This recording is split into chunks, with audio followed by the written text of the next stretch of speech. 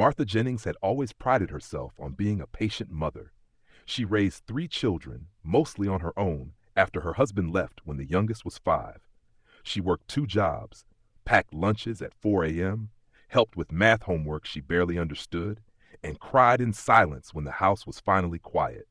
She never missed a parent-teacher conference, never forgot a birthday, and always made sure there was a hot dinner on the table, even if she had to go without. But now, at 68, with her hair graying and her body slowing, Martha sat at her kitchen table staring at her silent phone. Again, it had been 3 weeks since she'd heard from any of them. Not that she hadn't tried. She'd called Kevin twice and left a voicemail. No response. She'd sent Lisa a photo of the garden, the one she used to help her plant every spring. "Thought you'd like to see how the roses are doing," she wrote. No reply. Her youngest, Darren, had at least texted her last month, but it was a rushed can't talk in a meeting after she asked if he'd like to stop by for dinner. At first she told herself they were busy. Work, kids, life. She understood. But the excuses had run thin. The holidays came and went with brief calls, no visits. Birthdays passed with generic messages or forgotten entirely. When they did talk, there was a chill in their voices, as though speaking to her was a chore. Once, Lisa even snapped, "God, Mom, you're so dramatic. Why do you always act like we're abandoning you?"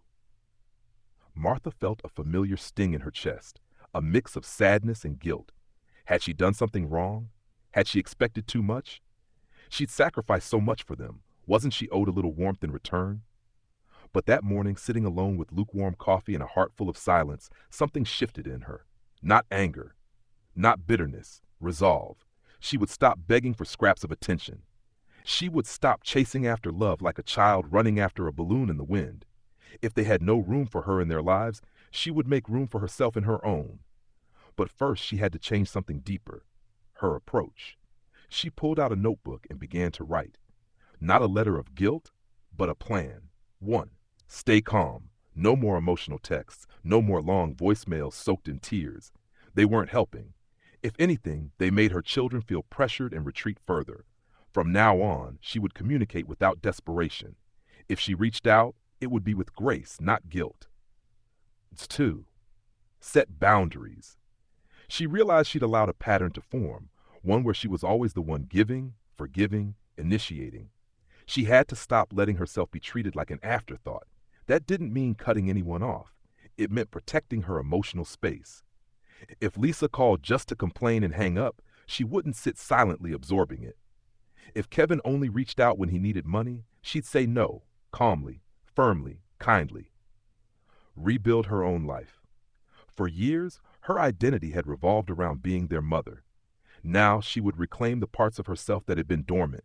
She signed up for a painting class at the community center. She started going to yoga on Wednesdays. She even considered joining a local travel group for seniors.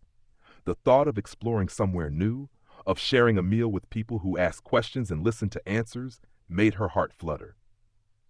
Sha 4. Let go of the past. She had held tightly to old wounds. The time Lisa screamed, "I hate you," in 10th grade.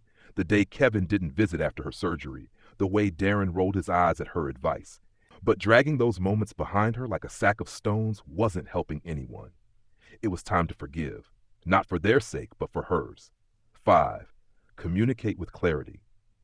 When she did talk to them, she would be honest. Not accusatory, not manipulative, just real. She practiced in the mirror.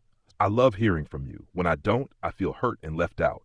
I know you're busy, but staying connected means a lot to me. Can we talk once a week?"